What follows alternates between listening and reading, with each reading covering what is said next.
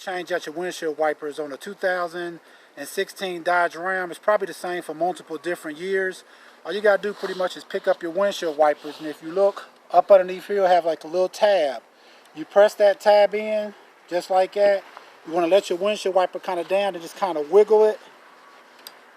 Yeah, once you press that tab down, then you just want to wiggle like that, and your windshield wipers will come out. What I was pressing in on is this tab right here. You can see that right there. I'm pressing that down right there.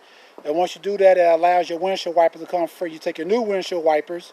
You want this to be like that. Have that like parallel down like that. Take the hook on this one, just right up underneath her like that. And just pull up like that, and you're good. All right, folks, once again, this is how you would change out your windshield wipers on a 2016 Dodge Ram. It's probably the same for multiple different years. Please check out our other helpful videos. Please like, subscribe, and share. Thanks.